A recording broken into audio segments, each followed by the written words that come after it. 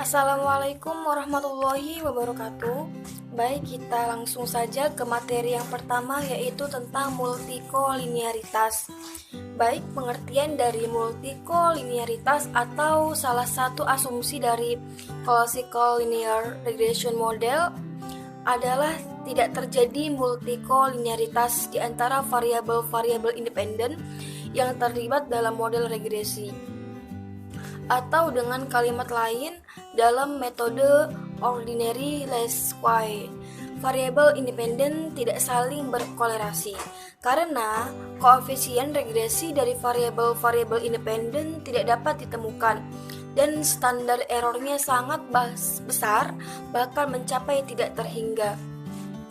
Istilah dari multikolinearitas diperkenalkan pada tahun 1934 oleh Ragnar Friese dan didefinisikan bahwa multikolinearitas adalah keberadaan hubungan linear yang sempurna atau tepat di antara sebagian atau seluruh variabel independen dalam sebuah model regresi. Multikolinearitas biasanya terjadi ketika sebagian besar variabel yang digunakan yang saling terkait dalam suatu model regresi. Oleh karena itu, masalah multikolinearitas terjadi pada regresi linier sederhana yang hanya melibatkan satu variabel independen. Dan karena multikolinearitas yaitu terdapat hubungan linier antara variabel independennya, maka multikolinearitas tidak terjadi pada hubungan nonlinier. Baik, materi selanjutnya yaitu tentang multikolinearitas sempurna. Dalam kasus multikolinearitas sempurna, koefisien regresi tidak dapat ditentukan dan standar errornya yang tidak terhingga. Pernyataan ini dapat ditunjukkan dalam model regresi linear 3 variabel yang telah tertera pada PPT berikut ini. Asumsikan bahwa X3 imaginary number sama dengan lambda X2 imaginary number, di mana lambda adalah konstanta yang tidak bernilai 0. Selanjutnya substitusikan kepersamaan yang pertama sehingga kita peroleh beta square sama dengan 0/0. Sehingga beta square tidak dapat ditentukan. Selanjutnya, multikolinearitas tinggi tapi tidak sempurna. Perhatikan kembali model regresi linear 3 variabel berikut ini yang telah tertera pada PPT ya teman-teman. Nah, asumsikan bahwa X3 imaginary number sama dengan lambda X2 imaginary number plus V imaginary number, di mana lambda adalah konstanta yang tidak bernilai 0 atau V imaginary number adalah faktor kesalahan stokastik. Selanjutnya substitusikan kepersamaan di atas hingga kita peroleh seperti berikut ini. Nah, dalam kasus ini B square dapat diestimasi, tetapi jika V imaginary number cukup kecil, katakanlah menjadi 0, maka akan menjadi multikolinearitas yang sempurna sehingga koefisiennya tidak dapat ditentukan. Baik, sebab terjadinya multikolinearitas. Sebab terjadinya multikolinearitas. Terdapat beberapa sumber multikolinearitas sebagaimana yang telah dikemukakan oleh Montgomery dan Peck. Multikolinearitas disebabkan oleh beberapa faktor. Yang pertama, ada metode pengumpulan data yang digunakan. Sebagai contoh, pengambil sampel dari jangkauan nilai yang terbatas dan diambil dari regresor-regresor di populasi. Yang kedua, batasan yang ada pada model atau populasi yang diambil sampelnya. Sebagai contoh dalam regresi konsumsi listrik terhadap pendapatan X2 dan ukuran rumah X3, terdapat batasan fisik populasi pada keluarga tersebut, di mana keluarga dengan pendapatan yang lebih tinggi biasanya memiliki rumah yang lebih besar dibandingkan keluarga dengan pendapatan yang lebih rendah. Yang ketiga, spesifikasi model. Sebagai contoh, menambahkan istilah polinomial pada model regresi khususnya ketika jangkauan variabel X itu kecil. Yang keempat, ada model yang overdetermined. Hal ini terjadi model memiliki banyak variabel penjelas daripada jumlah observasi. Terjadi dalam penelitian medis di mana mungkin saja hanya terdapat sedikit jumlah variabel dengan jumlah yang lebih banyak. Adapun faktor lain yang memungkinkan adanya khususnya pada data time series adalah terdapat kemungkinan regresor-regresor yang diikutsertakan dalam model memiliki tren yang serupa, yaitu mereka sama-sama meningkat atau menurun seiring berjalannya waktu. Jadi dalam regresi pengeluaran konsumsi terhadap pendapatan, kekayaan atau kesejahteraan, dan populasi, regresor pendapatan, kekayaan dan populasi dapat tumbuh bersama dari waktu ke waktu pada laju yang kurang lebih sama, sehingga menyebabkan kolinearitas di antara variabel-variabel tersebut. Baik, di sini saya akan menjelaskan konsekuensi praktis multikolinearitas.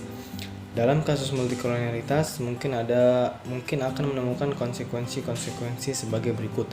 Nah, konsekuensi yang pertama itu walaupun blue atau best linear unbasis estimator OLS memiliki varians dan covariance yang besar, membuat estimasi yang akurat menjadi sulit. Nah, yang kedua itu dikarenakan konsekuensinya satu, interval kepercayaan cenderung sangat lebar, menimbulkan penerimaan dari hipotesis 0 lebih awal. Oleh karena itu standar errornya yang besar, interval kepercayaan untuk parameter populasi yang relevan juga cenderung besar. Oleh karena itu pada kasus high multicolinearity data stable mungkin sesuai dengan kumpulan hipotesis yang berbeda.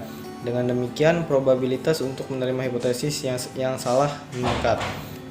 Yang kedua itu dikarenakan konsekuensi satu rasio T dari 1 atau lebih koefisien akan cenderung tidak signifikan secara statistik.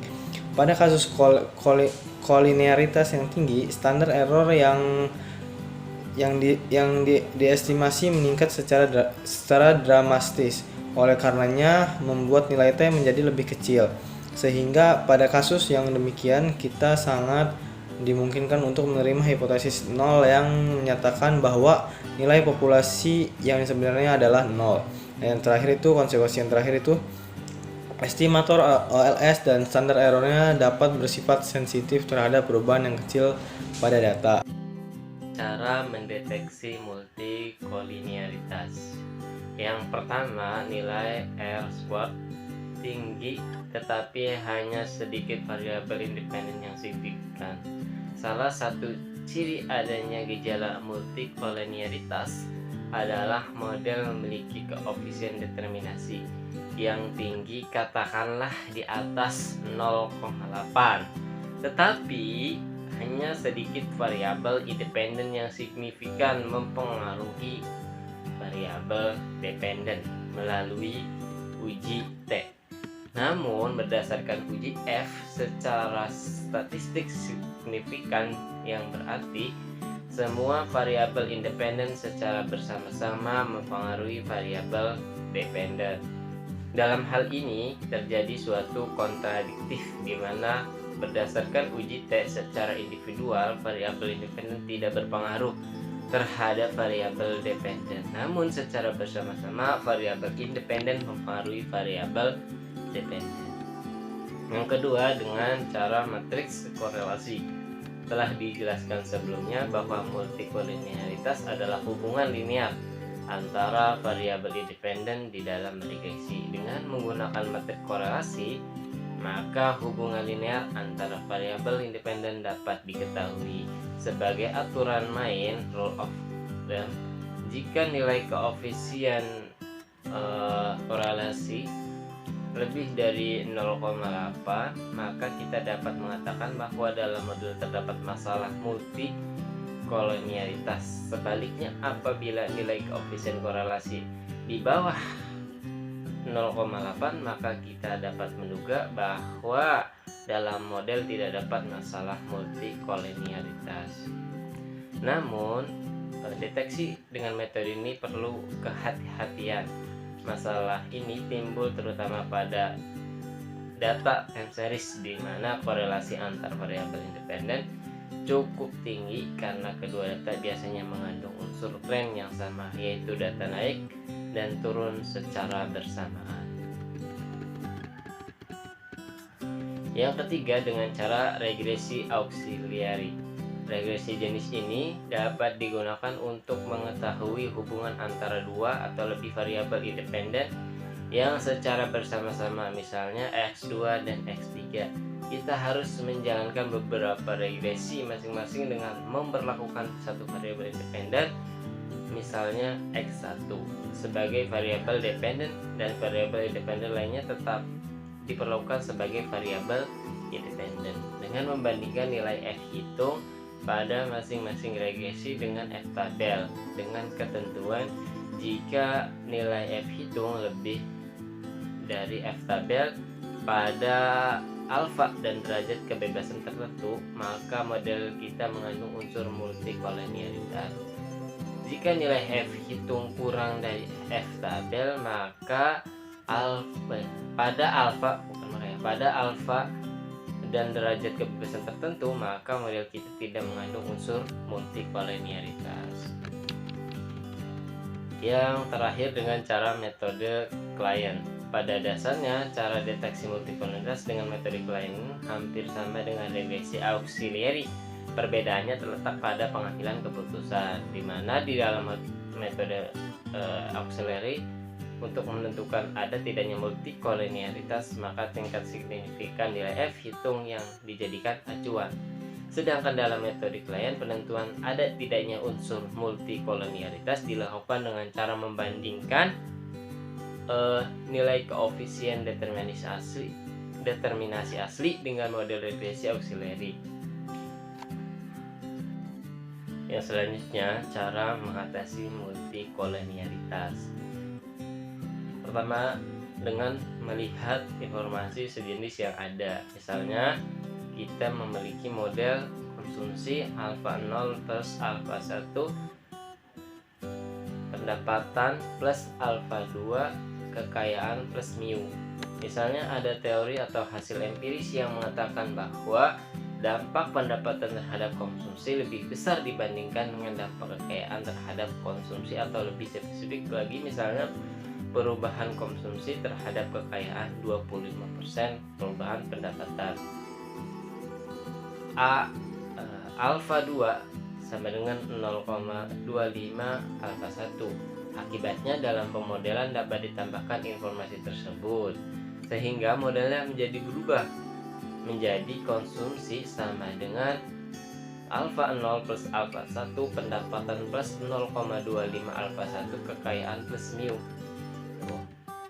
Jika model pada persamaan di atas diestimasi, maka akan diperoleh nilai alfa 1 yang kemudian menjadi landasan untuk mendapatkan nilai alfa 2.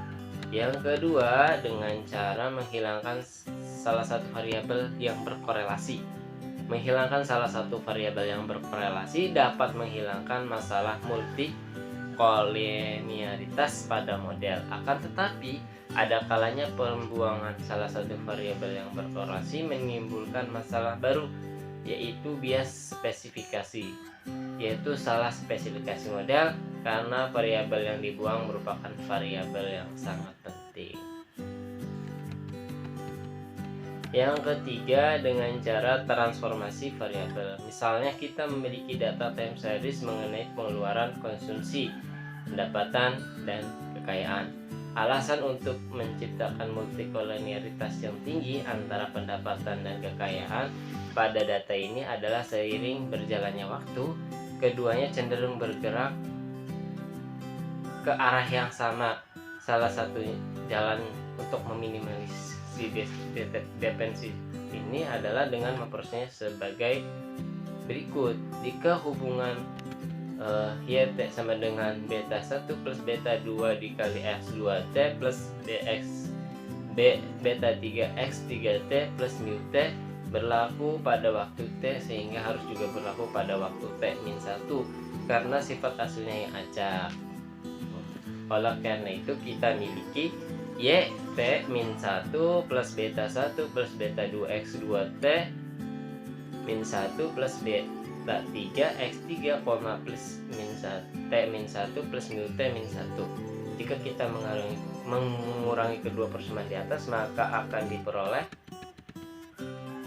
YT min YT min 1 sama dengan B2 X2T min X2T min 1 ditambah B3 dikali X3T min X3T min 1 plus VT.